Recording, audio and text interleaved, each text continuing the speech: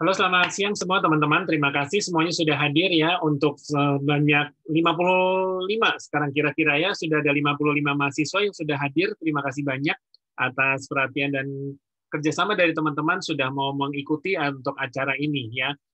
Sekarang ini sudah waktu menunjukkan pukul 13.26.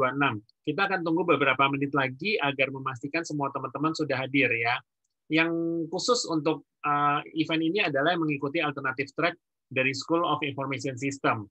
Nah, jadi kalau yang sudah mendaftar di Alternative Track School of Information System sebanyak sekitar 110-an. Jadi saat ini sudah ada sekitar 60-an, jadi kita mungkin masih menunggu lagi teman-teman yang lain sampai kita akan mulai tepat pada pukul 13.30.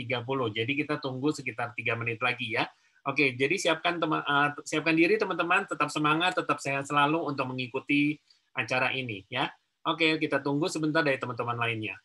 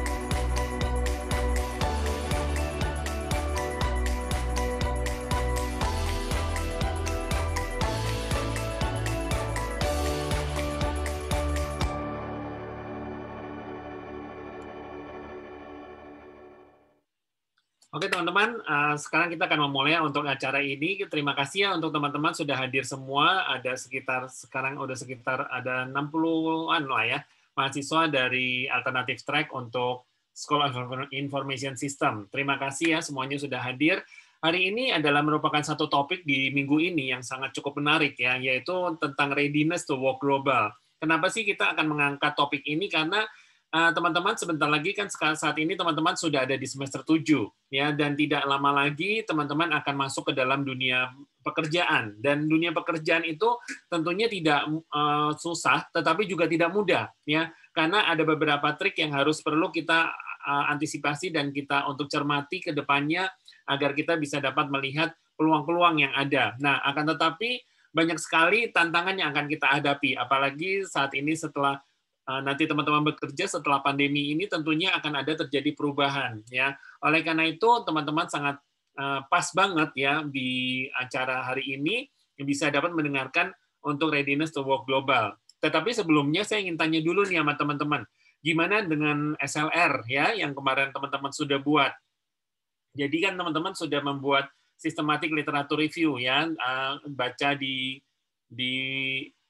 jurnal atau di paper dan lain sebagainya, mungkin sudah konsultasi dengan dosen-dosen pembimbing teman-teman semua ya. Jadi saya harapkan dari apa yang sudah teman-teman dapatkan di SLR ini mengenai topik-topik yang teman-teman sudah angkat, mungkin teman-teman bisa coba supaya biar kira-kira oh ini rupanya cocok nih untuk saya nanti suatu saat saya di dalam pekerjaan gitu ya. Jadi teman-teman jangan terlalu kaget juga gitu ya. Oh, rupanya apa yang saya baca selama ini di jurnal rupanya diterapkan juga nih di dalam pekerjaan. Ya benar, karena memang di dalam pekerjaan ini tentu ngambil juga dari sumber-sumber yang ada di akademik, seperti contohnya ada di paper, ada di research dan lain sebagainya ya, teman-teman.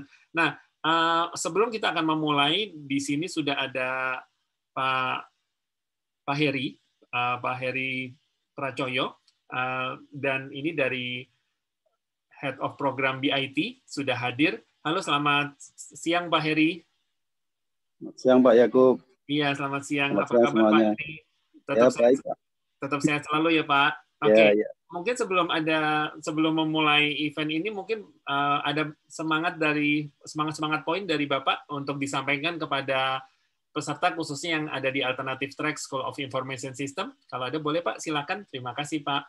Ya, terima kasih Pak Yakub. Ya, jadi teman-teman semua ya, ini adalah satu sharing satu pengalaman atau mungkin nanti knowledge ya yang mungkin teman-teman bisa ambil manfaatnya ya, gali informasinya sebagai satu pengalaman yang cukup baik. Nah, nanti bisa diterapkan dalam ya sebentar lagi lah. Anda kan sudah masuki semester 7 ya, kemudian nanti lulus ya sambil skripsi ya, nanti sore juga ada briefing skripsi. Nah, ini bisa menjadi satu insight juga ya. Jadi nanti mau diterapkan seperti apa di lapangan ya.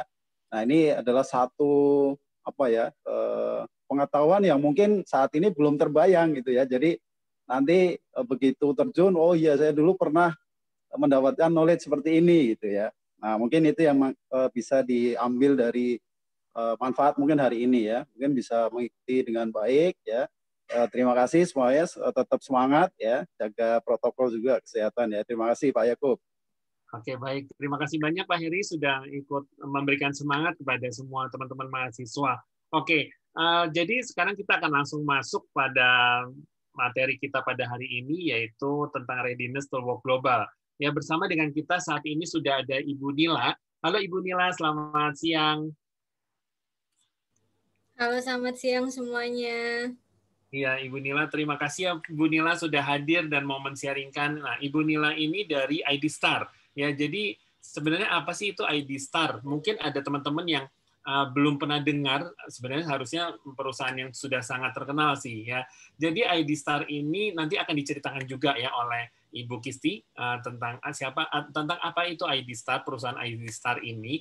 Ya, jadi ID Star, bukan ID Star yang mau saya kenalin, yaitu Ibu Nilanya ya. Ibu Nila adalah sebagai teknologi recruiter ya Bu ya di ID Star, dan saat ini merupakan bagian dari Talent Acquisition Manager ya di ID Star, yaitu PT ID Star Cipta Teknologi.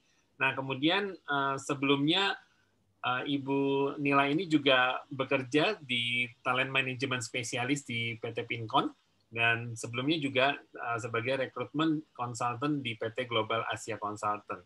Nah, ini adalah merupakan pembicara yang sangat baik untuk kita mengetahui kira-kira apa sih Bu, trik-triknya ya kalau kita ingin masuk ke dalam dunia perusahaan, dunia pekerjaan khususnya di perusahaan teknologi ya seperti yang saat ini sudah ada di ID Star. Nah, mungkin ini adalah perkenalan dari Ibu Nila. Nah, mungkin sebelumnya boleh dijelaskan sedikit oleh Ibu Kisti, apa sih sebenarnya ID Star? Halo Ibu Kisti. Halo Pak Yakob. Halo Ibu Kisti, ya terima kasih Ibu Kisti sudah hadir. Mungkin Ibu Kisti boleh menjelaskan dari Ibu ya, nggak apa-apa ya, ID Star itu apa ya? Ya, mungkin dari saya bisa sekilas aja ya. Nanti untuk lengkapnya kita bisa langsung tanya nih sama Ibu Nila. Kira-kira Nah, ID Star itu ke perusahaan seperti apa sih? Lalu servisnya seperti apa? Nah, kalau yang dari saya tahu ya ini Ibu Nila ya. Ya, Kalau baca-baca di websitenya ini, ID Star ini tentang IT resource, IT consultant, IT outsourcing, IT service, business consulting, wah banyak banget nih. Seperti itu ya Ibu Nila ya? betul. Betul. Jadi banyak tentang outsourcing tapi mengkombinasikan dengan teknologi kayak gitu kali ya Bu Nila ya?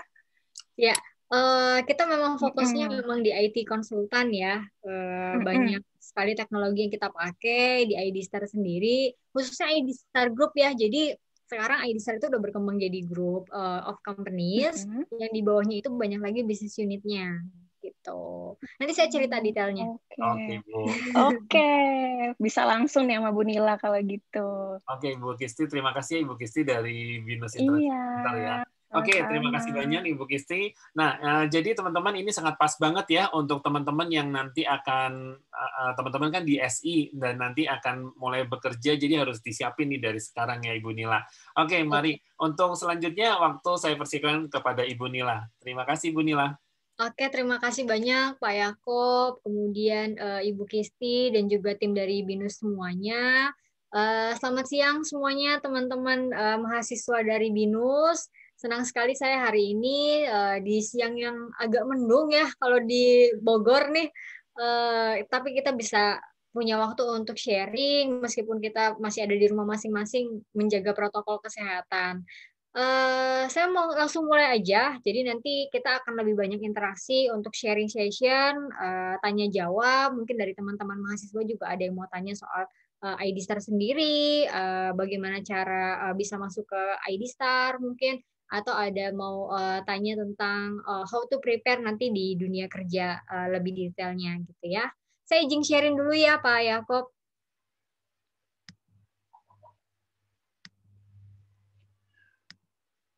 Oke, screen saya sudah kelihatan Pak Yakob ya? Iya, iya sudah Bu, sudah Ibu. Oke, jadi pertama saya akan di sini lebih jelaskan kepada apa sih yang sebenarnya dibutuhkan oleh fresh graduate gitu ya terutama ya. Jadi tadi sempat disinggung pertama bahwa teman-teman di sini kan banyaknya yang semester 5 ke atas ya, 5, 6, 7 gitu yang dimana fokusnya udah mulai ke internship untuk 3+1 BINUS program, kemudian ada juga yang memang sudah fokus untuk cari kerja gitu kan, sudah mau lulus gitu. Nah, ini sekilas, sorry, screen-nya jalan. Ya. Nah, di sini saya sekilas bahas terkait ID Star Group overview dulu. Jadi kalau tadi sudah disinggung sama Bu Kisti, apa sih sebenarnya ID Star Group sendiri gitu kan? Kita di bawahnya ID Star Group Companies itu ada One, ada ID Star Cipta Teknologi, kemudian ada Drive, dan juga ada Gema Inovasi Teknologi. Nah, di ID Star sendiri ini yang memang banyak fokusnya untuk IT resource-nya gitu. Mungkin orang dulu kenalnya sama IT outsourcing gitu ya. Tapi kalau sekarang kita lebih sebutnya sebagai IT professional service gitu. Nah, inilah IT konsultan yang nanti akan kita terjunkan ke klien-klien kita. Kliennya banyak nih dari mulai banking, kemudian ada juga telco, ada juga insurance, itu banyak kliennya yang jadi salah satu klien ID Star. Nah, kalau One sendiri itu bergeraknya memang di segi edukasi, semacam CSR, kemudian bootcamp, training, yang memfasilitasi tidak kurang lebih jauhnya seperti IT juga gitu kan, tapi hanya fokus di training-trainingnya. Nah, kalau Drive sendiri ini fokusnya lebih banyak ke digital marketingnya atau digital branding. Nah, sedangkan untuk Gema Inovasi Teknologi atau GIT di yang sebelah paling kanan, ini fokus juga untuk IT project untuk deliver solution seperti itu. Nah, oke, itu mungkin ya sekilas untuk yang ID Star. Kalau untuk kantornya sendiri, kita ada di Wisma Stako. persis di sampingnya Kota Kasablanka. Jadi di Jakarta Selatan, mungkin teman-teman di sini ada yang temennya internship di ID Star, itu kantor kita di situ. Tapi untuk IT konsultannya sendiri itu kita sebar di banyak klien ya, karena kan tadi fokusnya memang untuk project di setiap kliennya. Jadi ada yang di Jakarta Selatan juga, ada yang di Jakarta Pusat, ada yang di Jakarta Barat gitu. Sebentar lagi kita akan buka untuk yang di Bali. Doakan semoga tahun ini atau tahun depan maksimal itu kita bisa buka untuk yang IT resource di Bali. Gitu. Itu mungkin sekilas soal ID Star. Sekarang kita masuk. Nah, sebenarnya apa sih yang perlu di-prepare dari teman-teman fresh graduate di sini yang mau kerja secara profesional di perusahaan? Oke, yang pertama kita pastinya prep your knowledge ya. Nah, jadi bersyukurnya teman-teman di BINUS ini banyak sekali dapat ilmu pastinya ketika kuliah, dari mulai yang online waktu pas sebelum pandemi sampai yang sekarang gitu kan. Nah, itu pun pasti kuliahnya disesuaikan dengan jurusannya gitu kan. Misalkan yang belajarnya coding, untuk bagian yang teknik informasi, untuk yang sistem informasi belajar merangkai sistemnya sendiri. Apakah memang biasanya kalau di company sistem informasi itu kurang lebihnya ke bisnis analis arahnya, ke bisnis analis, ke testing. Nah, sedangkan untuk yang teman-teman yang teknik informasi itu banyaknya ngarahnya ke yang memang developernya gitu. Nah, basic knowledge ini didapatnya memang ketika di kampus ya. Belajar sebanyak-banyaknya, ambil ilmu sebanyak-banyaknya ketika di kampus. Ya nanti itu bisa jadi bekal ketika teman-teman mahasiswa di sini itu terjun secara langsung ke perusahaan. Nah, selain knowledge basic terkait hard skill ya tadinya, coding, kemudian bagaimana membuat dokumentasi sebuah project, tentunya skill di sini juga dimention terkait soft skill-nya juga. Nggak semua kampus itu punya kesempatan untuk internship. Maksudnya mahasiswanya itu punya kesempatan untuk internship. Dan bersyukurnya BINUS ini punya program 3+1 ataupun yang study abroad, itu bisa bikin secara soft skill juga terasah. Karena mereka terjun langsung ke company, gimana mereka delegate as a personal di depan company, bikin task list, assignment, itu semuanya bisa selesai gitu. Nah, di soft skill ini yang nanti bahkan banyak banget terlatih adalah dari segi komunikasi, kemudian dari segi problem solving, itu juga akan terlatih ketika kalian dari teman-teman mahasiswa itu terjun langsung di perusahaan ketika internship. Nah, ini bisa jadi salah satu preparation sebelum beneran terjun as a profesional ya, full-time employee di masa setelah lulus nanti. Kemudian mental. Nah, ini. Ketika internship, ada beberapa mungkin orang yang merasa, saya kan cuma internship di sini gitu, bukan full-time employee. Akhirnya ngerasa kayak, apa yang bisa diberikan oleh diri sendiri ke perusahaan itu jadi nggak maksimal. Padahal di sini kita bisa kasih semaksimal mungkin usaha yang kita bisa kasih gitu kan, yang bisa kita tunjukkan. Contohnya misalkan ide-ide, bukan hanya dari segi pekerjaan yang memang diberikan secara assignment, tapi juga ide-ide itu kita bisa kasih ke perusahaan ketika masa internship itu. Nah, disinilah mental itu sebenarnya diuji ketika terjun langsung ke dunia kerja nantinya. Apa-apa saja yang bisa kita kasih ke perusahaan, bukan hanya menyelesaikan pekerjaan, tapi juga sesuatu yang memang dibawa di luar assignment tersebut gitu. Kemudian, nah ini yang paling sering banyak dibahas oleh teman-teman fresh graduate ya. Dari beberapa kali saya interview, kemudian ambil internship dari BINUS, itu banyak dari mereka yang punya resume pribadi, bukan resume yang dibawa oleh kampusnya, itu udah sangat-sangat kreatif gitu. Bukan cuma dari segi desain, tapi dari segi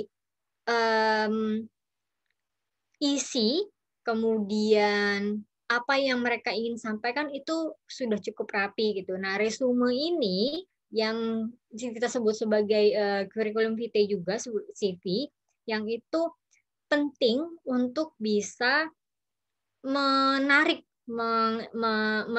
rekruter untuk bisa undang kita interview gitu kan teman-teman di sini. Nah, caranya seperti apa? Sebenarnya banyak banget di Google pilihan-pilihan untuk bisa create CV itu seperti apa, create resume itu seperti apa gitu kan. Yang jelas adalah yang simple, tidak banyak warna, terus tidak terlalu banyak kalimat atau kata-kata, tapi jelas apa yang ingin disampaikan gitu. Misalkan secara skill gitu ya, karena kan di sini teman-teman ini IT, bisa disampaikan di resumenya bahwa oh saya pernah nih waktu pas kuliah mempelajari soal Java gitu kan. Nah, boleh berarti ditulis soal salah satu skillnya itu Java. Itu yang tadi saya maksud dengan spesifik gitu. Atau misalkan ada yang pernah belajar soal PHP, itu juga bisa. Atau bahkan ada yang pernah ikut training salah satu bahasa pemrograman gitu kan di kampusnya atau di luar kampus, itu juga bisa dimasukin ke dalam resume gitu. Nah, nanti resume inilah yang bisa bikin teman-teman di sini mengattract rekruternya untuk bisa dipanggil ke sesi interview. Nah, saat sesi interview ini nih yang nggak kalah penting, jadi salah satu proses ketika apply kerja gitu kan. Interview ini karena sekarang lagi masa pandemi, banyak company yang salah satunya juga IDStar itu memberlakukan interview online gitu. Jadi meskipun kita sekarang lagi nggak bisa face to face gitu ya, tapi IDStar tuh tetap aja buka loker, buka interview yang sehari tuh bisa sampai belasan kandidat kita interview, dan itu tetap kita lakuin by online gitu kan. Kita bisa buka kamera nih, jadi kita tetap bisa ngelihat wajah kandidatnya gitu ya. Nah, ketika interview ini penting banget teman-teman mahasiswa khususnya yang bisa tampil percaya diri.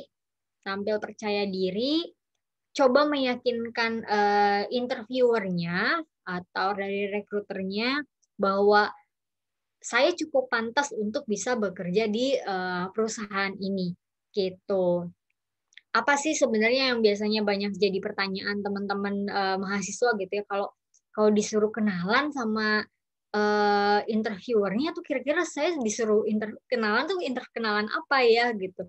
Ya sebutin biasanya nama, kemudian identitas singkat ya, kayak kalau tanggal lahir nggak usah lah, karena kan itu kan kelihatan di resumenya pasti tertera gitu. Saya Nila, asalnya misalkan dari Padang, kemudian dua bersaudara. Nah, itu bisa disebutkan tuh yang kayak gitu, tapi nggak usah secara detail sampai silsilah keluarga sepupu-sepupu gitu-gitu nggak usah. Nah, nggak stop sampai di situ. Biasanya nanti interviewer pasti akan nanya lagi, kamu biasa di kampus ngapain gitu kan. Nah, ini yang agak tricky sebenarnya kalau buat teman-teman mahasiswa yang nggak punya kegiatan gitu kan, misalkan kayak kuliah pulang gitu. Kalau buat teman-teman yang ada kegiatan, dia bisa jawab dengan enak lah. Mungkin, iya saya selain kuliah, saya punya kegiatan nih, ikut organisasi ini gitu kan. Nah, tapi ketika ditanya, saya ikut organisasi ini, apalagi yang bisa disampaikan gitu. Jadi bukan cuma, iya saya pernah ikut organisasi himpunan mahasiswa gitu kan.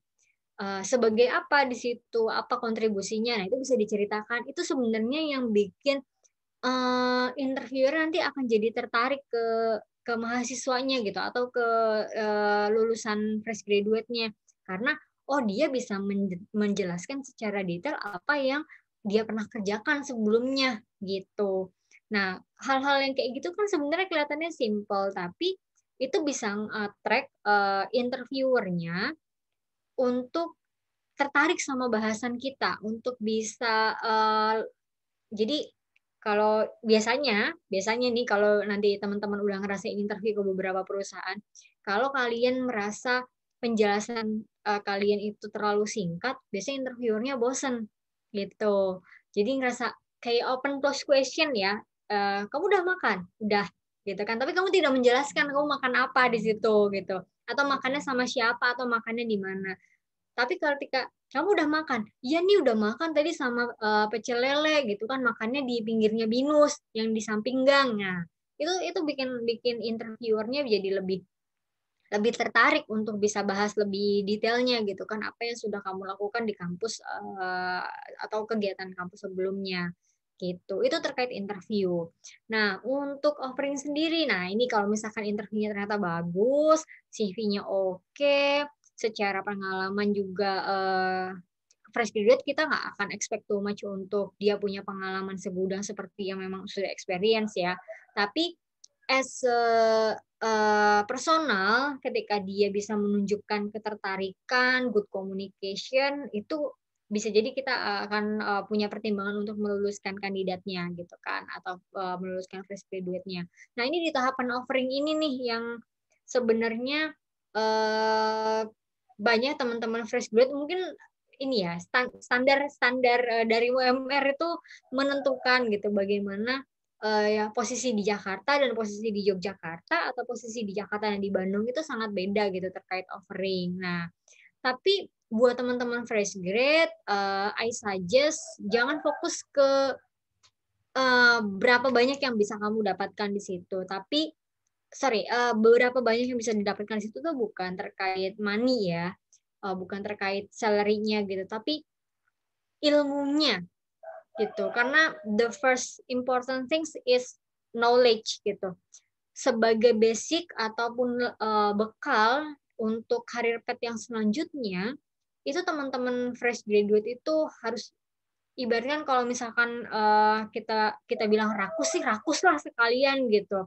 Tapi rakusnya sama ilmu gitu. Kalau misalkan memang bisa dapat, karena kan setiap perusahaan pasti tahu ya, apalagi teman-teman IT yang akan diterjunkan ke sebuah project gitu, apalagi dapat kliennya yang tahu bakal klien besar gitu kan, pasti ilmunya bakal banyak yang didapat. Projectnya pasti bukan project yang main-main gitu kan. Nah di offering inilah gitu, kadang teman-teman itu suka kekecoh gitu kan, kalau misalkan gue nggak digaji 8 juta, gue nggak mau deh kerja di situ gitu kan. Padahal secara capability gitu, ya belum sanggup misalkan kita mensetarakan dia untuk di angka sekian gitu kan. Tapi as a skill, as a knowledge gitu, pasti kalian akan dapat lebih dari apa yang secara amount itu kelihatan gitu. Nah, kemudian ini nih yang apa sih sebenarnya yang bisa kelihatan ketika company atau industri itu memilih seseorang atau memilih kandidat untuk he is a good one gitu, she is a good one untuk bisa kita hire gitu. Yang pertama adalah manner itu jadi gini, banyak company terutama ID Star itu akan lebih senang dengan orang yang punya a good manner meskipun skillnya biasa aja, meskipun secara technical skill, coding skill itu masih biasa aja, karena ya fresh graduate gitu ya, kita juga pasti akan bantuin develop dia dari mulai yang belum bisa apa-apa, masih kayak kertas putih gitu kan, masih gelas setengah isi sampai akhirnya bisa penuh gitu. Tapi ketika mannernya dia itu willing atau eager to learn, nah itu kita senang jadinya ngajarinnya gitu kan.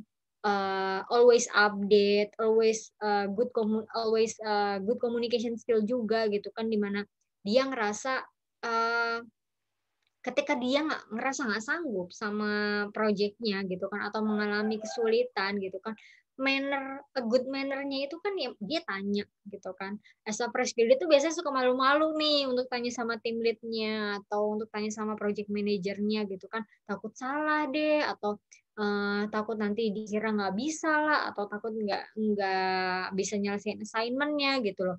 Padahal iya sebelum dia atau tim lead-nya jadi tim lead pun gitu atau sebelum PM-nya jadi project manager pun ya dia juga pasti pernah mengalami fase-fase seperti fresh graduate lainnya gitu yang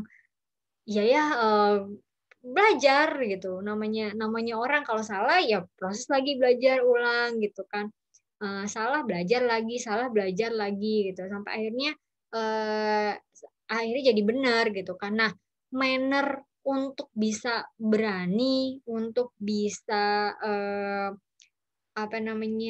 mau punya kemauan untuk belajar, kemauan untuk rasa penasaran itu loh yang kadang susah untuk didapetin sama teman-teman dari fresh graduate gitu loh. Akhirnya secara company juga lumayan agak kesulitan gitu loh nyari fresh graduate yang punya manner ataupun punya kemauan untuk belajar setinggi itu gitu kan, mau ngulik seperti itu sih. Jadi communication skill tadi masuk juga ke manner, kapabilitasnya dia as a fresh graduate sama kapabilitasnya seorang yang experience itu pasti secara ekspektasi dari usernya juga akan beda. Nah, yang jelas adalah tadi kalau misalkan dia punya kemauan belajar si fresh graduate-nya atau punya keinginan untuk terus belajar itu ya secara company pasti akan sangat-sangat tertarik sama dia as a person gitu kan, dan itu bisa jadi salah satu pertimbangan kita untuk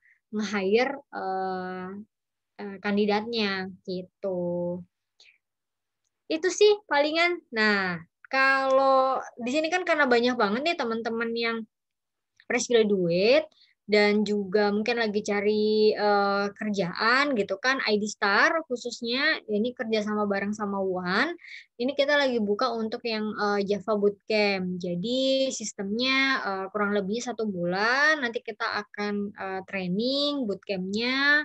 Nanti akan di-placement ke klien-klien yang kerjasama bareng sama ID Star gitu. Kurang lebihnya seperti ini. Detailnya bisa dilihat di websitenya oneindonesia.id atau di websitenya idstar.co.id. Jadi ada 2 mungkin dari teman-teman di sini yang bisa cek untuk loker kita apa aja. Kemudian kita sekarang lagi buka job vacancy untuk apa aja gitu. Itu dari saya Pak Yekop. Mungkin ada pertanyaan, silakan. Iya.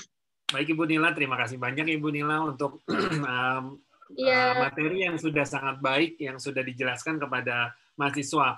Ibu Nila, boleh nggak Bu, izin dulu nih sama Bu Nila. Kira-kira kan tadi seperti apa yang sudah disampaikan oleh Ibu Nila, bahwa yang namanya manner dan juga cara waktu interview, waktu saat di depan kamera, apalagi kan sekarang kondisi masih pandemi sekarang ini ya Bu. Iya, semua online gitu ya. Iya, nah kan waktu dulu kok saya aja waktu dulu banget ya di awal-awal saya sebagai karyawan, jangankan pakai di depan karyawan, di depan HR-nya aja langsung grogi Bu. Apalagi belum lagi kalau HR-nya itu cantik pula, waduh itu lebih grogi lagi. Ya, nah Bu, boleh nggak Bu? Kira-kira mungkin ada dari kita, dari mahasiswa, ada yang mau volunteer untuk kita wawancara gitu Bu, sebagai simulasi? Boleh. Kalau misalkan memang ada yang bersedia.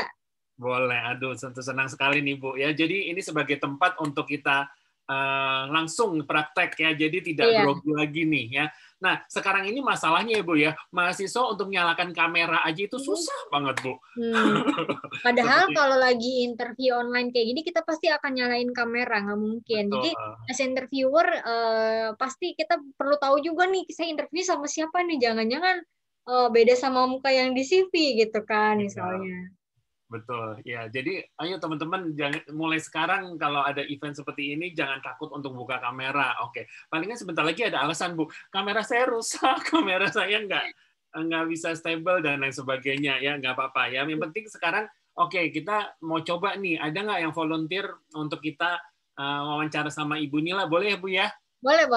Boleh. Ayo raise hand, teman-teman bisa raise hand di Zoom. Silakan yang mau untuk coba ceritanya, teman-teman ada yang mau melamar di ID Star nih, ya sudah kasih CV ceritanya. Dan sekarang ini teman-teman mau, kalau nggak saya tunjuk nih beneran ya Bu ya. Iya, biasanya kayak gitu mahasiswa tuh, sampai di kelas juga.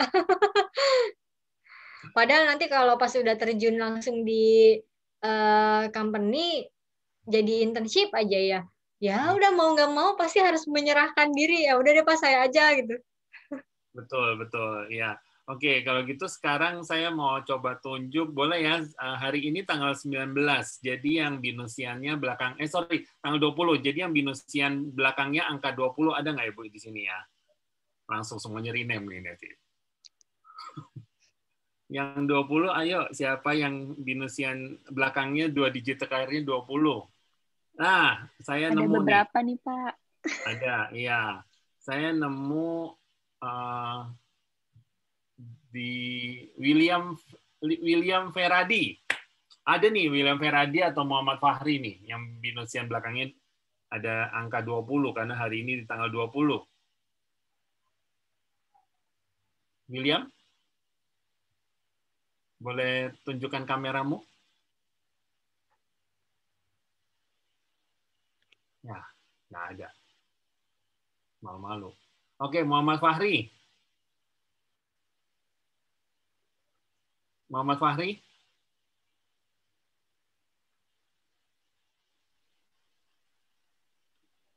Ini semuanya pada diem semua sih jadinya ya. Halo. Iya. Ada nih, Pak. Ya. Saya Fahri. Muhammad Fahri, ya. Oke, Halo, terima kasih. Fahri. Muhammad Fahri,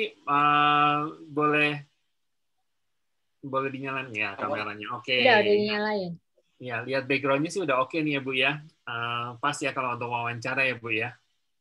Nah, itu penting tuh kalau misalkan lagi interview online, background, kemudian cahaya, itu sama, kan kita biasanya pakai kamera laptop misalnya ya, atau handphone gitu. Jangan sampai kayak terlalu ke bawah gitu, atau misalkan terlalu ke atas sampai udah tinggal bagian hidungnya doang, itu tuh perlu diperhatikan juga tuh kalau misalkan lagi interview online.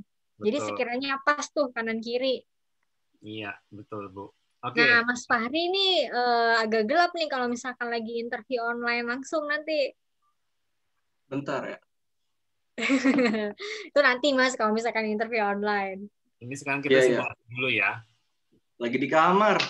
Oh ini. Nah, kan pakai ring light nanti lo lama-lama. Iya. Pokoknya sih gitu. Oke, ya. Jadi Muhammad Fahri boleh dikenalin dulu. Muhammad Fahri dari mana? Saya Muhammad Fahri, binusian 2021. Kampus? Kemanggisan. Kampus Kemanggisan. Jurusan Sistem Informasi. Jurusan Sistem Informasi. Oke. Mungkin boleh silakan Ibu Nila. Biasa kalau di awal seperti bagaimana mungkin bisa disimulasikan. Terima kasih banyak Ibu Nila dan Muhammad Fahri. Oke. Halo Mas Fahri, selamat siang. Selamat siang. Terima kasih sudah datang interview siang hari ini. Iya. Apply-nya untuk posisi Java Bootcamp ya, Mas? Iya Java. Saya sedikit bisa coding lah. Nah, saya bisa sekalian koreksi nggak nih Pak Yakob? Boleh. Ya, jadi nanti buat pelajaran juga ke teman-teman gitu kan. Jadi perhatikan baik-baik nih sebenarnya apa yang ditanyakan sama rekruternya gitu. Kalau misalkan rekruter, jadi sebenarnya kelihatannya simpel ya, tapi itu bikin rekruter kelihatan ini sih anaknya fokus gak ya gitu kan ketika kita tanya gitu kan. Jadi tadi saya tanyanya gini, apa nih Mas Fahri apply-nya untuk posisi Java Bootcamp-nya gitu kan. Tadi Mas Fahri langsung jawab, iya saya bisa coding gitu kan. Oke, berarti itu pertanyaan, itu jawabannya sebenarnya untuk pertanyaan yang selanjutnya sebenarnya. Yang saya tanyakan sekarang adalah, Mas Fahri apply-nya untuk posisi Java Bootcamp ya. Nah, berarti kan cukup jawabnya misalnya iya aja gitu. Iya. Gitu. Iya, Bu, dong. kan? Ya kan? Kalau iya dong kayaknya kurang dong. Kenapa? Kalau iya dong kurang kayaknya. Nah, berarti ditambahin, iya Bu saya apply untuk posisi Java Bootcamp. Ya nggak? Ya. Nah, jadi agak panjang kan kalimatnya, bukan iya doang gitu. Itu sih. Nah, itu untuk yang pertama. Terus yang kedua, saya lanjut pertanyaan lagi ya. Boleh Mas Fahri sebelum saya mulai untuk interview lebih detailnya, Mas Fahri silakan perkenalan diri dulu. Saya Muhammad Fahri. Saya ini perkenalan dari awal lagi bagaimana? Kayak ngulang gitu. Iya. Kalau waktu pas kayak kita lagi interview gitu. Oh, saya Muhammad Fahri, jurusan Sistem Informasi, dan saya ingin internship di perusahaan, apa tadi perusahaannya? Lupa. ID Star. Oh, ID Star ya. Perusahaan ID Star. Saya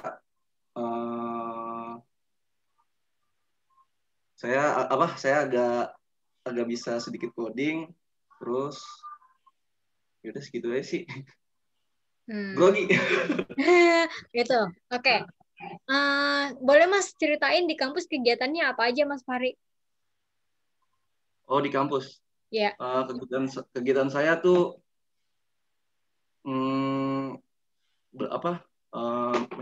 mengerjakan proyek. Jadi proyeknya itu bisa membuat aplikasi berbasis kayak seperti e-commerce gitu, kayak bisnis gitu.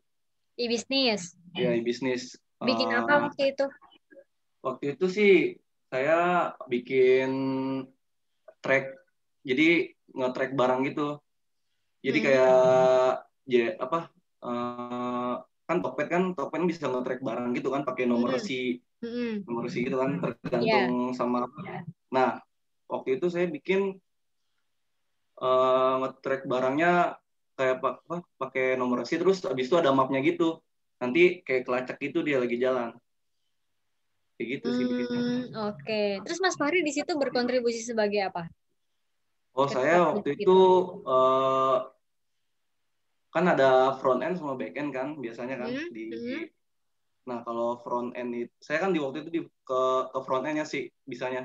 Jadi tuh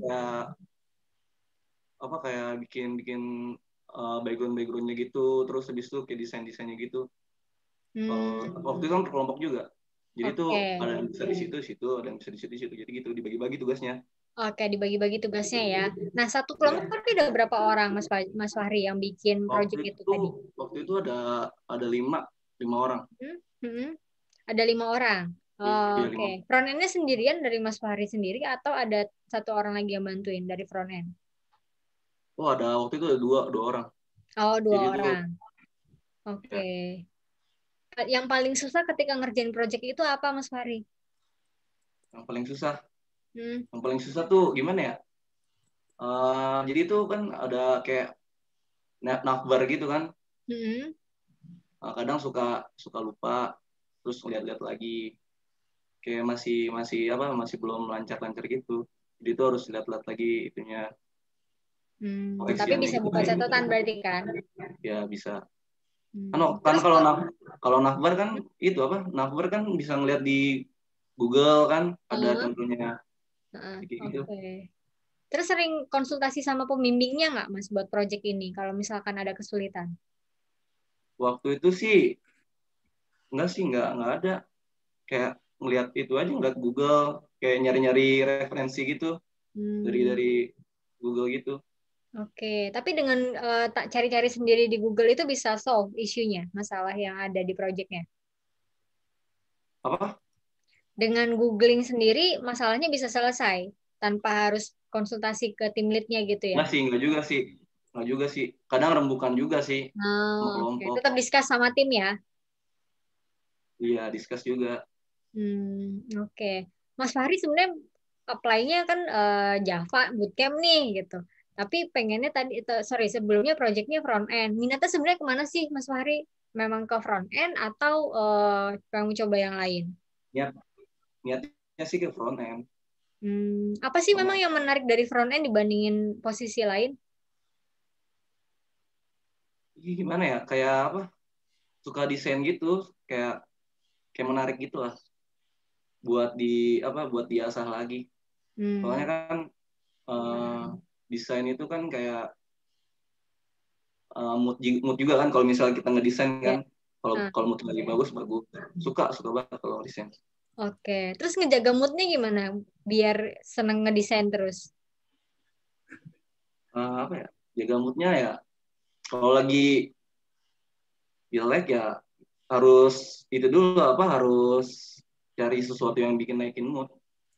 Biasanya apa tuh? Kayak dengerin musik bisa. Terus pikirin planning-planningnya, terus sambil dengerin musik itu udah bagus banget. Udah naikin mood juga sih sebenarnya.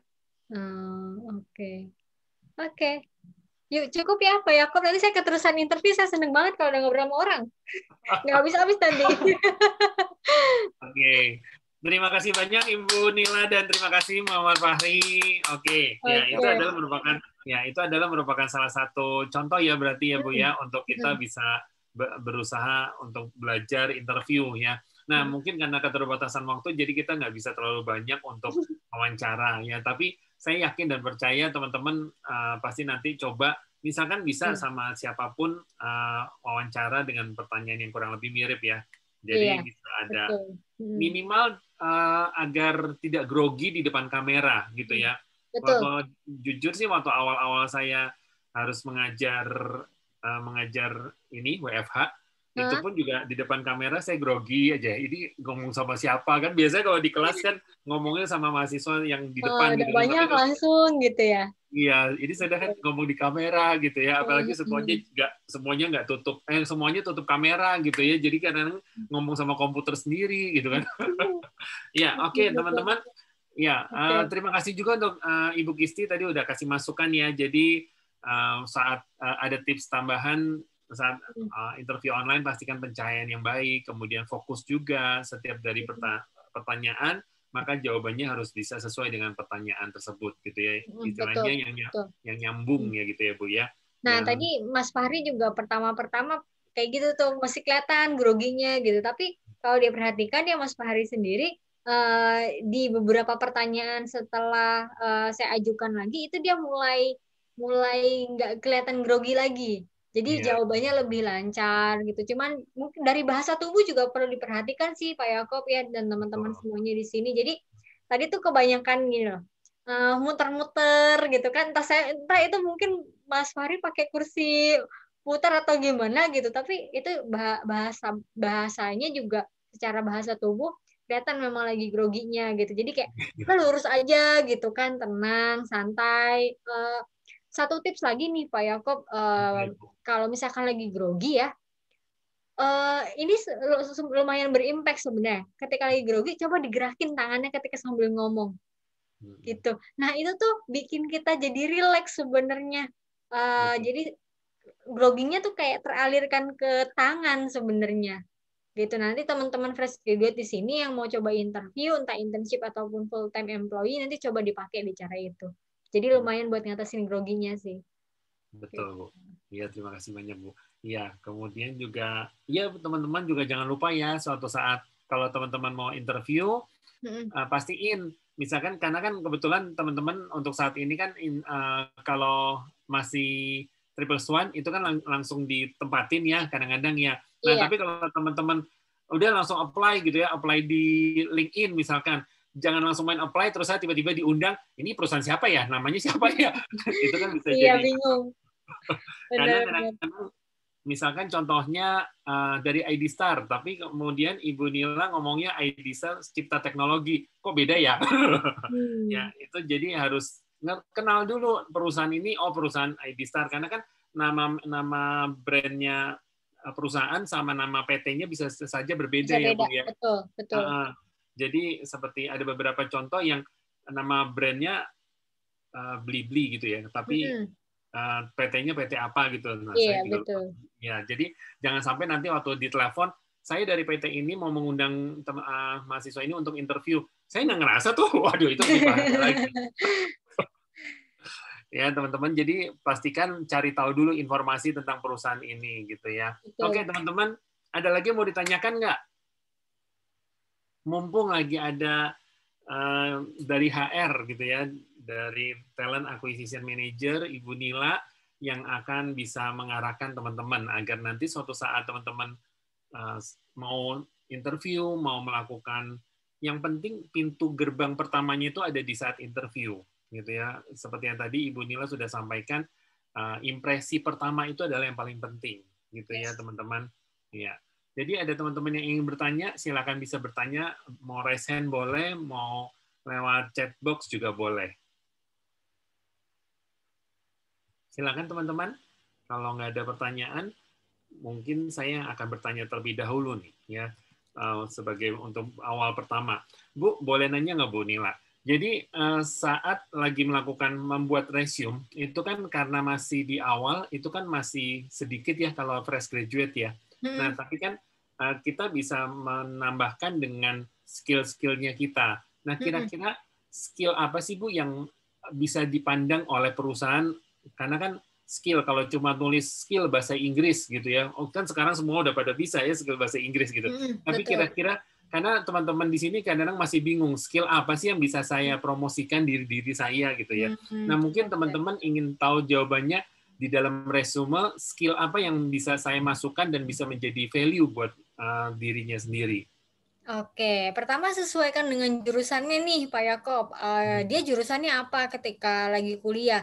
Kalau misalkan SI ataupun TI, itu kan pasti mereka punya tools-tools ataupun bahasa pemrograman yang itu ada di kampus. Nah, itu bisa tuh dicantumin. Oh iya, dulu pernah ikut kuliah Java misalkan atau kuliah PHP. Bolehlah itu dimasukin ke salah satu skill di CV-nya gitu kan. Jadi jangan nulis yang skill-nya bisa Microsoft Office, bisa Microsoft Excel gitu kan, atau skill leadership, skill communication gitu kan.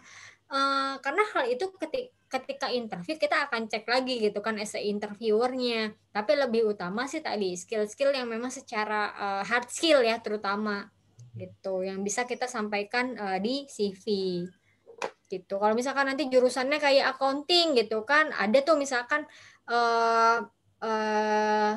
tools-tools yang kayak accurate misalkan, atau bisa pajak, atau bisa ngitung cash flow. Nah, itu tuh bisa tuh dicantumin di skill di situnya. Jadi menyesuaikan dengan jurusannya gitu.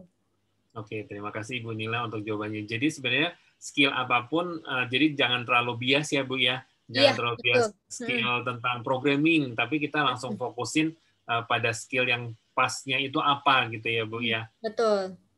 Oke, terima kasih banyak Ibu. Nah, akhirnya sudah ada pertanyaan dari Muhammad Irfan Sioki.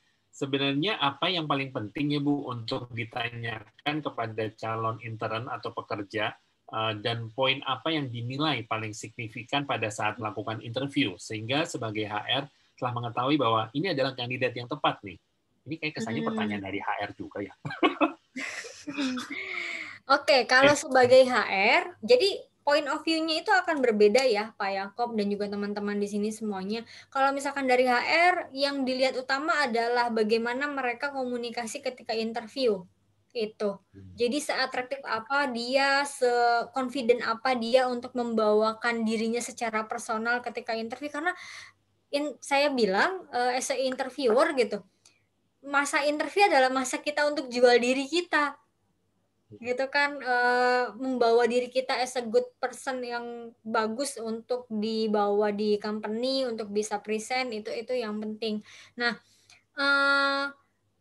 komunikasi, kemudian interaksi antara interviewer dan juga si kandidat ketika interview, bagaimana dia antusias ke posisi yang dia apply, itu yang menjadi poin-poin penilaian HR gitu kan, selain nanti adanya hasil psikotes gitu ya. Tapi kalau dari sisinya user, itu memang harus secara skill of capability-nya, misalkan skill dia memahami logiknya coding seperti apa nih gitu. Itu kalau yang user udah ngarahnya ke teknis banget. Tapi kalau dari HR itu sih komunikasinya, atraktifnya dia, interaksinya, komunikasi dua arah itu seperti apa. Gitu. Oke, mudah-mudahan dari Muhammad Irfan udah bisa menjawab ya. Nah, jadi memang benar. Ya, Muhammad Irfan mau menambahkan? Udah Pak, terima kasih, cukup terjawab. Oke, terima kasih Muhammad Irfan. Terima kasih Mas Irfan. Terima kasih. Ada pertanyaan selanjutnya dari Brenda Regina. Ibu Nila, saya mau nanya, supaya anak fresh graduate bisa langsung adaptasi dengan user di lapangan, bagaimana caranya ya Bu? Oke, supaya anak fresh graduate bisa langsung adaptasi dengan user di lapangan. Jadi gini, adaptasi itu kan skill ya, dan kemampuan seseorang untuk bisa adaptasi itu sebenarnya beda-beda. Ada yang butuh waktu 1 minggu udah bisa langsung adaptasi, ada yang butuh waktu sebulan, ada yang bahkan 3 bulan, ada yang bahkan 1 tahun juga nggak bisa adaptasi gitu. Nah, sebenarnya poinnya kita as a user, itu kita ngelihat nih, anaknya masih sesemangat apa sih untuk bisa ngikutin flow kerja di company atau flow kerja sama usernya gitu loh. Nah, kalau misalkan dia masih ngotot untuk terus belajar, masih punya kemauan gitu, meskipun adaptasinya agak susah, tapi ketika dia punya kemauan itu, as a user saya seneng ya sama anaknya gitu. Dan itu masih bisa dijadikan salah satu poin untuk dia bisa kita pertahankan atau bisa kita tarik. Nah, tapi kalau as a point of view-nya si kandidat gitu kan, atau teman-teman fresh graduate di sini gitu, percayalah bahwa gini, mindset-nya adalah kan susah ya lagi masuk kerja gitu, susah cari kerjaan, ya sudah fokus kemudian take more effort aja sih di posisi yang memang sekarang kita lagi kerjakan gitu. Dan kalau misalkan memang adaptasinya dirasa sulit, ngobrol sebanyak-banyak mungkin sama orang yang dirasa sulit untuk bisa diajakin adaptasi gitu. Karena dengan banyaknya ngobrol sama misalkan sama leadernya atau teman satu timnya gitu, itu akhirnya bisa jadi saling kenal dan adaptasinya jadi lebih slow sih, lebih soft gitu caranya. Gitu sih Pak Yakob. Jadi kuncinya balik lagi ke komunikasi, banyak-banyakin ngobrol entah sama usernya atau sama satu timnya gitu. Betul Bu. Iya, saya juga waktu itu pernah ngerasain juga ya waktu saat misalkan masuk ke dalam satu perusahaan yang baru, kemudian cara saya adaptasi gimana ya saya coba ngobrol dulu sama leader saya, sama supervisor saya untuk saya bisa kenalan tahu lebih lanjut gitu ya. Sebenarnya bukan maksudnya kita cari muka ya, tapi maksudnya supaya kita bisa dapat kenal lebih dalam apa sih yang dimaksud dengan field-nya kita saat itu gitu ya. Memang yang paling penting kuncinya adalah communication, dan communication itu juga termasuk skill ya Bu ya. Iya. Jadi memang kita harus selalu gali skill komunikasi kita gitu ya. Oke, Brenda Regina sudah menjawab ya? Sudah terjawab ya? Oke. Ya, kita lanjut pertanyaan berikutnya Bu, ada dari Ivan Riyandi. Saya mau bertanya, saya pernah ikut interview pada saat sudah di akhir interview, interviewernya pasti bertanya, apakah ada yang ingin ditanyakan? Pada saat mereka bertanya seperti itu, apa harus banyak bertanya, Bu? Atau malah tidak usah bertanya sama sekali? Jika harus bertanya, maka pertanyaan apa sih yang harus ditanyakan? Iya, jadi pertanyaan bagus nih. Saya juga kadang-kadang sempat bingung dengan pertanyaan ini. Oke. Sebenarnya sama, prinsipnya sama Pak Yakob, ketika kita lagi ada di kelas gitu kan, ikut perkuliahan, dari dosennya tanya nih, ayo silakan teman-teman mahasiswa jika ada yang ingin ditanyakan silakan ditanyakan gitu. Berarti kan kalau misalkan ada sesuatu yang nggak paham silakan ditanyakan di situ gitu. Misalnya nih teman-teman dari perusahaan dari mahasiswa itu kepo sama perusahaannya, nanti kira-kira saya placementnya di mana ya gitu, apakah nanti saya tiba-tiba di placement ke Ambon gitu kan, atau saya tiba-tiba di placement ke Bandung, kan saya nggak tahu gitu. Itu bisa ditanyain di situ karena itu juga bisa jadi salah satu pertimbangan nantinya ketika rekruternya misalkan jawab, iya nanti placementnya akan di Bandung ya, ternyata dari si kandidatnya keberatan untuk di placement di luar Jakarta gitu. Nah itu kan terjadi komunikasi ya kan. Nah di saat itulah peserta ataupun kandidat tuh bisa jadi bertanya gitu sesuatu yang memang mereka nggak tahu dan itu jadi bahan pertanyaannya dia di dalam dirinya sendiri gitu. Jadi kalau misalkan dikasih kesempatannya, tanyalah sebanyak-banyaknya nggak apa-apa gitu. Malah saya sama kandidat yang kayak gitu tuh justru seneng gitu kan, berarti si anak nih antusias gitu loh, dia kritis ya kan, nggak yang terima iya aja gitu loh, gitu sih. Pasti Pak Yakob juga seneng sama mahasiswa yang kayak gitu. Betul, tepat sekali Bu ya. Iya. Jadi waktu itu memang pernah sih, ya saya sangat setuju juga dengan apa yang Ibu Nila sampaikan. Memang akhirnya bahkan waktu itu saya pernah ikut interview juga, sampai akhirnya orang HR-nya juga nanya sendiri sama saya, kok kamu dari tadi nggak nanya gajinya berapa ya? Iya. Nah, bicara mengenai gaji Bu, boleh nanya nggak sih sebenarnya gaji yang bisa saya dapatkan berapa gitu, etis nggak sih sebenarnya Bu? Kalau HR pada dasarnya itu konfidensial ya, karena mengikuti dengan rule-nya perusahaan masing-masing gitu. Yang jelas dari setiap daerah itu kan punya UMR nih, UMR masing-masing. Nah, kita sampaikan saja bahwa kita mengikuti regulasi UMR dan regulasi company. Jadi dipastikan tidak misalkan di bawahnya UMR seperti itu. Paling dari acara menjawabnya secara seperti itulah. Oke, baik. Iya. Terima kasih banyak Ibu Nila. Ya. Oke, kemudian dari Ibu Kisti, ya. Saya Bu Kistinya juga penasaran untuk tanya nih. Oke, kira-kira soft skill apa saja yang paling dicari dan paling penting untuk dimiliki oleh kandidat, Ibu? Komunikasi. Dan rasa untuk mau belajar. Itu penting banget kalau untuk fresh graduate ya, Bu ya. Tapi kalau misalkan untuk teman-teman yang experience itu udah beda lagi deh urusannya. Gitu. Tapi untuk yang teman-teman fresh graduate itu eager to learn dan juga communication skill itu the most important thing sih yang perlu disiapkan ketika masuk ke dunia kerja. Iya. Jadi benar-benar masalah komunikasi itu adalah masalah yang penting ya, Ibu ya. Oke. Boleh ditanya lagi nggak Bu? Kira-kira dalam hal komunikasi itu maksudnya secara mahasiswa berkomunikasi dengan waktu saat saat lagi komunikasi dengan interviewernya gitu mungkin maksudnya Ibu ya. Dengan interviewernya itu ketika nge-attract atau impression pertama ketika di masa processing rekrutmennya gitu. Tapi ketika di dunia kerja, komunikasi ke tim lead atau ke usernya itu yang akan jadi bahan penilaian juga. Oh iya, gitu sih. Jadi ada masa appraisal, masa percobaan kan ya Bu ya. Betul. Nah di masa-masa percobaan ini nih yang sangat-sangat krusial buat teman-teman fresh graduate ya. Biasanya 3 bulan awal tuh kalau dari company kasihnya. Nah di 3 bulan awal ini maksimalkan banget dari segi komunikasi skillnya, kemudian bagaimana dia bisa ngebut ya, kalau saya bilang ngebut untuk belajar apa yang ada di company dan juga apa yang ada di project itu sih di 3 bulan pertama tuh sangat-sangat perlu dimaksimalkan. Oke, baik Ibu. Ya, terima kasih Ibu Nila udah kasih jawaban lagi nih. Nah, dari teman-teman ada lagi yang mau bertanya? Ayo jangan malu. Salah satunya komunikasi skill adalah nggak usah malu-malu untuk bertanya. Betul. Gitu ya. Betul. Jadi selagi ada teman-teman ngerasa ada yang janggal gitu, jangan ragu untuk bertanya, teman-teman. Jadi silakan teman-teman jika ada yang mau bertanya, karena ini waktu kalian untuk kalian gunakan kesempatan kalian untuk bertanya, gitu ya. Kalau nggak bertanya, maka nanti tidak ada lagi nih sesi seperti ini. Kita akan lanjutkan lagi nanti selanjutnya ada lagi topik lainnya gitu ya, bukan tentang ini. Jadi teman-teman yang saat ini sudah lagi ikut, pastikan bertanya kalau masih ada yang bingung nih. Silakan, ada yang mau bertanya? Oke, dari Ivan Triandi lagi. Nah, ini pertanyaan 3 bulan pertama kinerja nih, Bu. Apakah kalau di 3 bulan pertama biasa-biasa saja, apakah ada kemungkinan perusahaan akan mengeluarkan pekerja tersebut? Oke.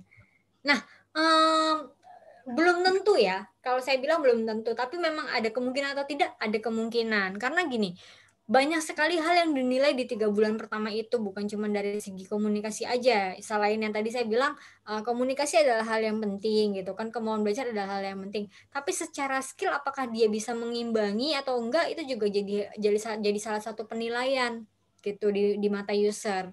Nah, itu sih yang jangan sampai kelewat juga. Secara soft skill-nya misalkan udah bagus nih, udah bisa komunikasi, udah lancar, nggak malu untuk nanya segala macam. Tapi codingnya ternyata nggak selesai-selesai gitu ya, sama aja. Gitu. Jadi memang harus balance. Iya, benar. Ya. Oke, terima kasih banyak. Kemudian ada dari Owen Fernaldi. Bu, kalau ditanya untuk sebutkan kelemahan kamu apa saja, jawaban yang baik itu seperti apa sih, Bu? Nah, ini berarti akhirnya udah ada yang nanya kayak gini. Ini banyak sekali teman-teman yang suka nanya kayak gini kalau lagi ada webinar soal interview tuh pasti karena memang agak tricky ya Pak Yakob. Jadi buat teman-teman di sini misalkan gini, kalau saya suka simulasinya, coba sebutkan kelemahan kamu apa gitu. Terus dia bilang kelemahan saya adalah pelupa. gitu. Tapi di balik pelupanya tuh apa yang sudah dia lakukan untuk meminimalisir pelupanya itu gitu. Misalkan dengan saya pelupa, akhirnya saya sediakan buku catatan untuk saya bisa selalu catat apa yang perlu saya kerjakan. Akhirnya dia punya preventif di situ. Gitu. Itu sih yang perlu dicatat ya, Mas Owen Fernaldi ya. Kalau misalkan memang kelemahannya misalkan pelupa gitu, ya apa yang sudah dilakukan untuk bisa meminimalisir pelupa itu?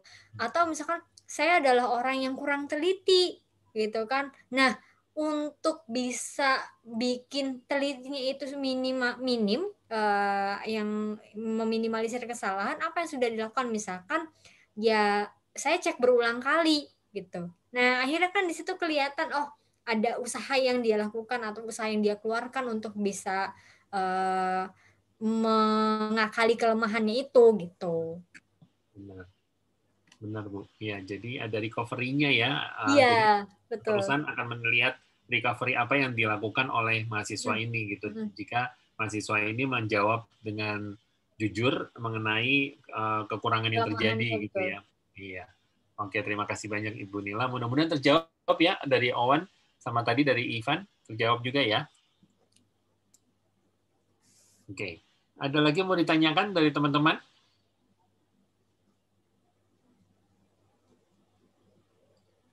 Ya Bu, saya kalau gitu yang mau bertanya lagi. Bu, nah kan ini kan anak mahasiswa SI ini kan akan pastinya masuk ke dalam dunia perusahaannya, dunia perusahaan teknologi mirip seperti ID Star ini gitu ya Bu ya.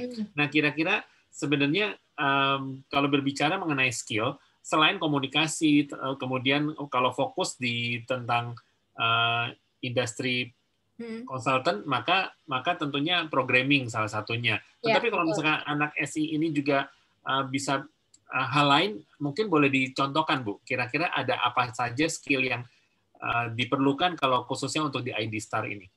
Oke, hal lain ya, selain spesialisnya mungkin maksudnya. Spesialisasinya.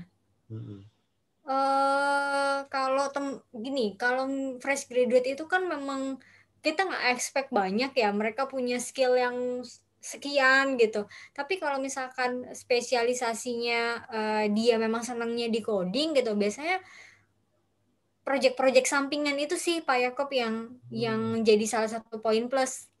Oke. Dari project sampingannya itu maksudnya seperti apa Bu? Boleh dibantu? Jadi ada tuh biasanya ikutan ada project sama dosen gitu kan, atau freelance.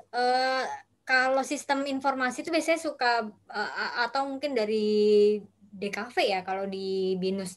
Jadi ada yang misalkan desain grafis ataupun freelance desain yang kayak gitu-gitu loh. Nah itu tuh bisa jadi salah satu poin yang pertimbangan lah ketika kita mau nge-hire orang. Berarti kan anaknya seneng ngulik misalkan kayak gitu. Jadi sebenarnya tidak peduli untuk masalah skill, karena itu masih bisa digali lagi ya Bu ya, untuk skill spesialisnya di saat perusahaan nanti ya Bu ya. Betul. Jadi nanti suatu saat di perusahaan nanti bisa saja ada nanti akan ditrainingkan Java atau ditrainingkan hal lain gitu ya. Betul. Jadi nggak perlu. Betul, tadi makanya saya sampaikan tuh di akhir sesi tadi bahwa ID Star itu punya training Java bootcamp gitu, di mana anaknya nanti bahkan kita ajarin dulu sebelum benar-benar terjun gitu.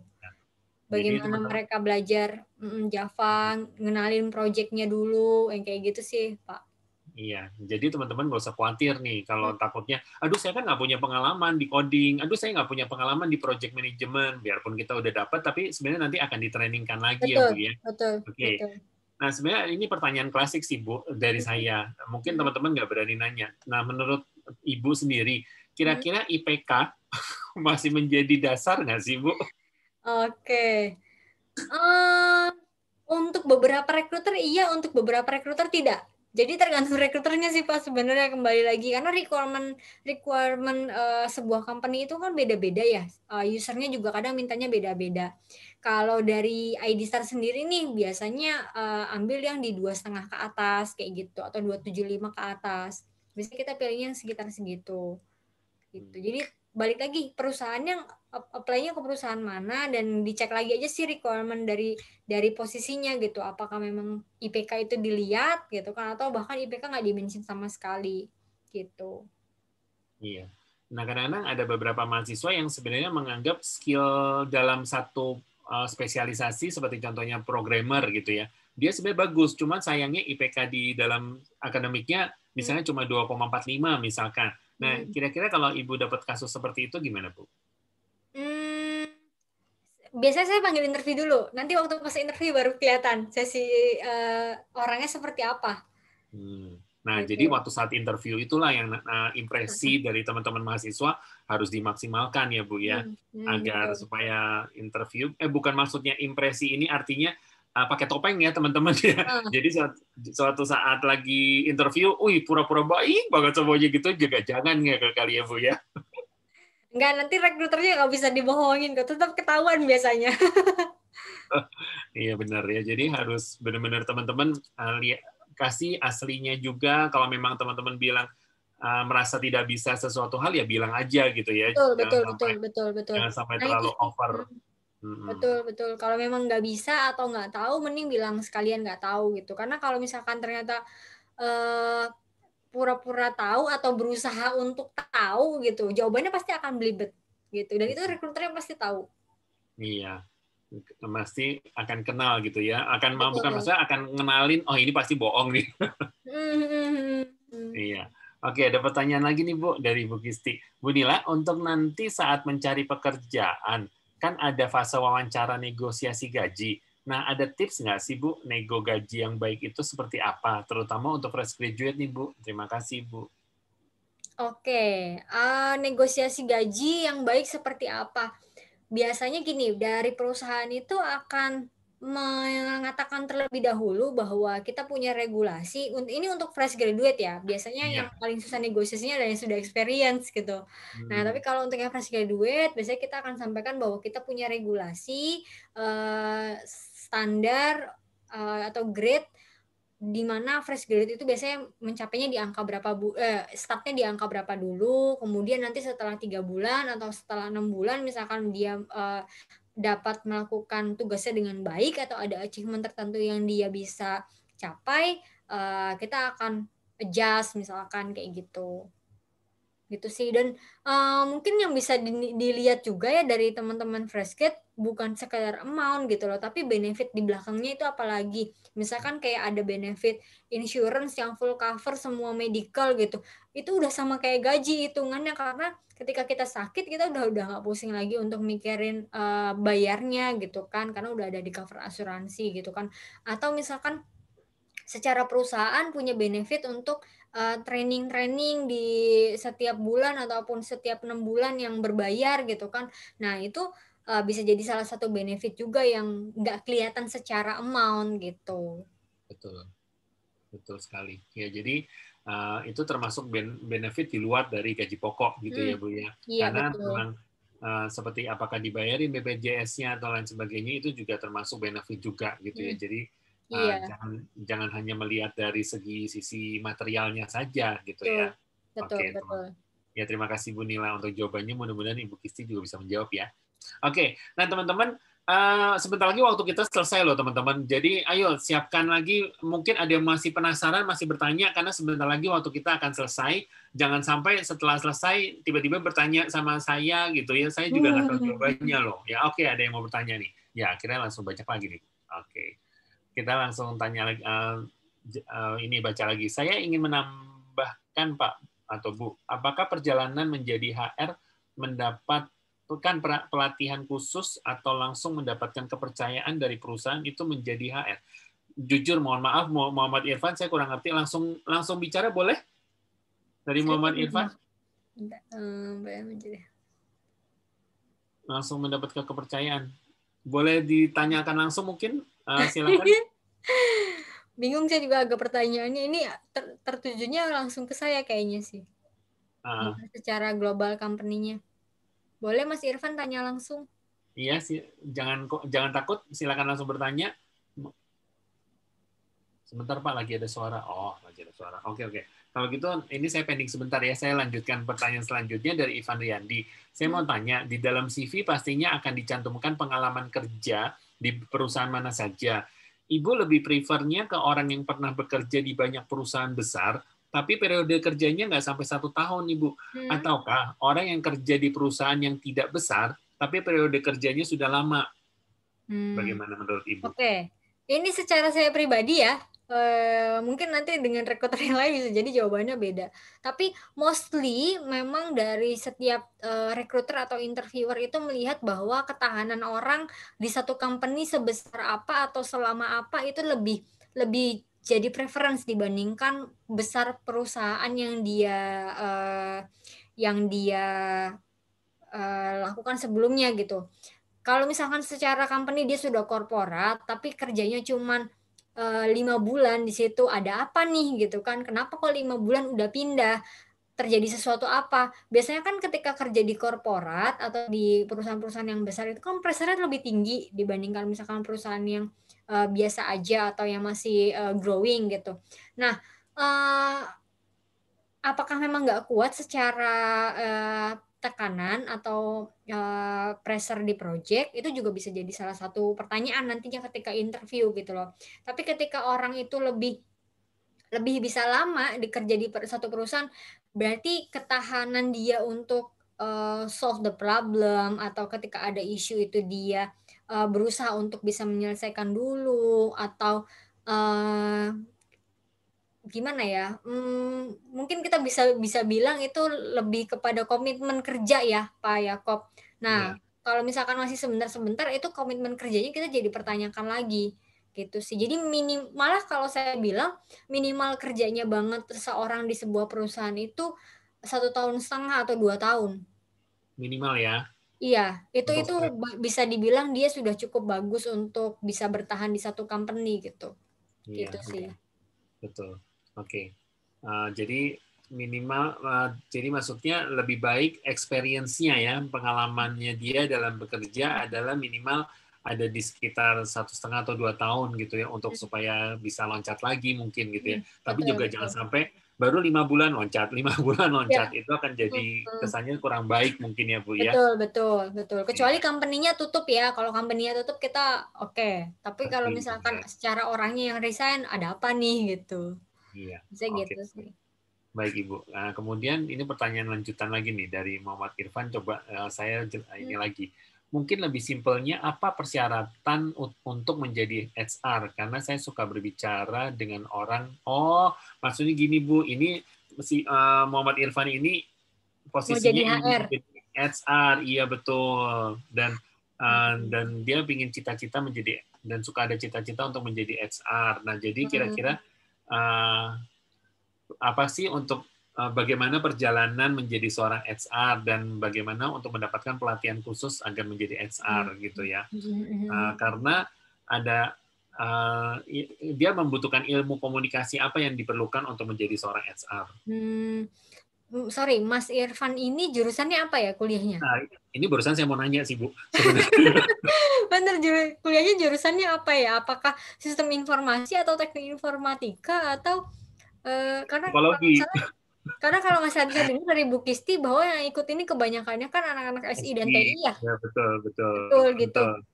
Soalnya saya sendiri backgroundnya psikologi, Pak Yakob. Jadi memang berangkat dari background kuliah psikologi, ya sudah saya terjun ke dunia human resource gitu. Jadi dan psikologi pun kan sebenarnya dibagi nih, ada yang psikologi industri organisasi, ada yang perkembangan, ada yang klinis, ada yang sosial gitu loh. Dan kalau ke human resource di company itu biasanya yang industri dan organisasi gitu.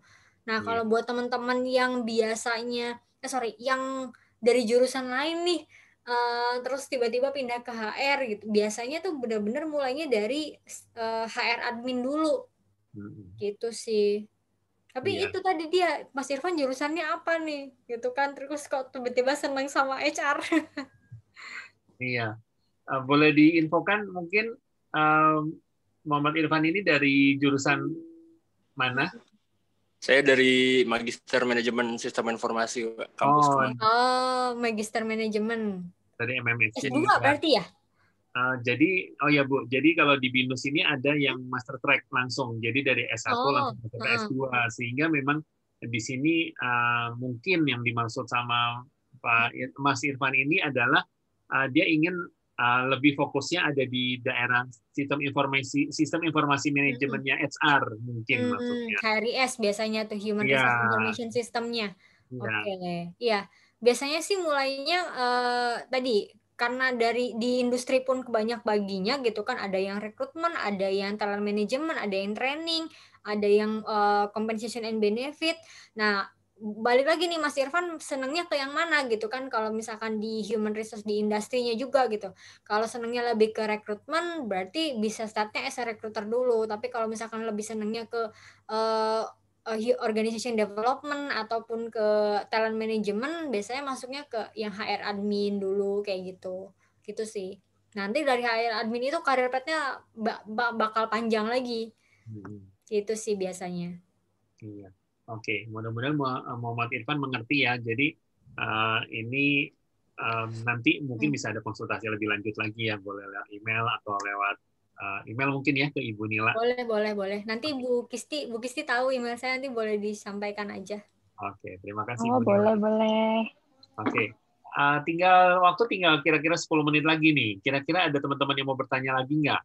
Jangan sampai waktu habis nanti bukan jadi pendaftaran tapi penyesalan. Yuk, ada lagi yang mau bertanya? Kalau tidak ada, berarti kita nanti akan tutup nih.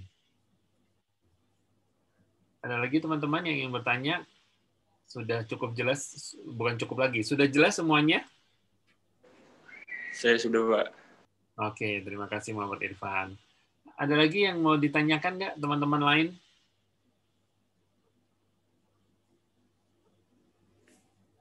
Nggak ada nih, sepertinya ya. Oke, jadi semuanya sudah jelas. Waktu juga sudah menunjukkan 14.47. Teman-teman nanti akan ada satu lagi briefing ya. Setelah ini briefing KRS dan KRSS. Diharapkan teman-teman semua bisa ikut ya. Jangan sampai kelupaan untuk nggak ikut loh. Ya nanti KRS skripsinya jadi bermasalah. Kalau yang mau ambil skripsinya semester depan. Oke, akhir kata Ibu Nila, terima kasih banyak Ibu sudah mau banyak Pak Yakob dan juga tim BINUS. Iya, terima kasih banyak. Sebelum kita mengakhiri, jadi kita mau minta bantuan nih sama teman-teman. Sebentar, saya jadi kelupaan. Oke, teman-teman boleh minta tolong untuk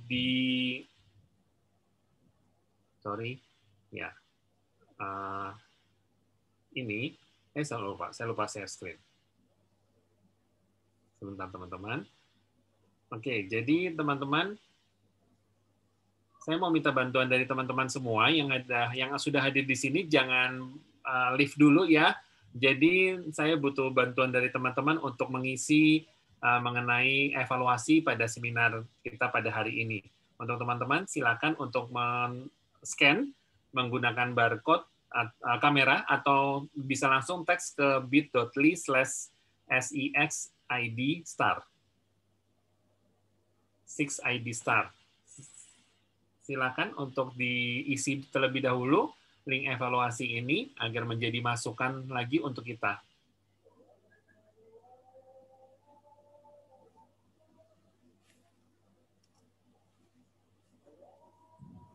Oke, kalau sudah, sambil bisa mengerjakan ini, kita foto bersama terlebih dahulu. Jadi teman-teman boleh tolong dibuka kameranya semua, kita mau foto bersama. Dan juga, oh ya teman-teman jangan lupa pastikan, sekali lagi sebelum kita mengakhiri, pastikan profil Anda sudah NIM dan nama. Jangan sampai cuma hanya nama saja, karena akan tidak tercatat di absensi. Ya. Oke, jadi teman-teman pastikan sudah meng-scan atau men-teks bit.ly/6ID Star. Mungkin Bu Kisti boleh tolong ditambahkan di chat, agar bisa nanti dilihat kembali. Oke, yuk mari teman-teman kita foto bersama sebagai absensi juga. Ya, yuk semua teman-teman buka kamera. Oke. Di sini ada 4 halaman. Di tempat saya ada 4 halaman. Saya akan foto satu persatu ya. Oke. Siap ya teman-teman? Saya tidak tahu halaman berapa di teman-teman, pokoknya yang penting saya screenshot aja. Oke. Tampilin kameranya semuanya udah ya? Oke. Oke, 1, 2, 3. Ini halaman 1. Kemudian lanjut ke halaman 2. Oke, lanjut ke halaman 2. 1, 2, 3. Oke, halaman 2. Kemudian lanjut lagi ke halaman 3. Halaman 3. Halaman 3 sih nggak ada fotonya semuanya ya. Nggak ada kameranya. Jadi mau 1, 2, 3 ya juga percuma juga ya. Yang penting saya dapetin capture angka NIM-nya. Kemudian satu lagi ya, halaman terakhir. Saya ini 1, 2. Oke, teman-teman. Ya, sekali lagi teman-teman terima kasih banyak khususnya untuk Ibu Nila sudah mau ikut men-sharingkan mengenai apa yang sudah ada di dalam XR untuk saat ini. Akhir kata, Yakob, terima kasih banyak, Bu Gisti. Ya, terima kasih banyak, Bu Nila. Terima kasih juga. Ya, mungkin dari Ibu Gisti, apakah ada yang mau pengumuman lagi? Sudah, Bapak, dari saya. Untuk teman-teman semuanya sekalian, kalau ini titipan aja, kalau nanti ada yang pengen tahu ada seminar apa lagi sih, itu bisa lihat di IG-nya Binus Internship atau Binus Karir gitu. Terus dari SIS juga nanti masih ada seminar-seminar alternatif track ya, Bapak ya? Betul, iya. Nanti di tanggal 27 ya, teman-teman. Di tanggal 27 itu ada lagi untuk alternatif track, khusus untuk alternatif track. Jadi nanti tanggal 27 akan ada lagi, ya. Oke. Sudah dari saya, Bapak. Jadi nanti semuanya jangan lupa untuk ikut juga di seminar alternatif track setelah ini ya. Nanti diumuminnya lewat mana, Bapak? Biasanya lewat line. Oh, oke. Jadi pada dicek-cek line-nya. Ya, oke, dari saya cukup, Bapak. Oke, Bu Gisti, sekali lagi terima kasih banyak untuk semuanya, untuk Ibu Nila, untuk Ibu Gisti, dan juga untuk teman-teman semuanya. Terima kasih. Sampai ketemu lagi di minggu depan untuk acara Alternative Track Seminar. Terima kasih. Selamat sore. Semuanya. Terima kasih. Terima kasih, Bu Nila. Ya, terima kasih.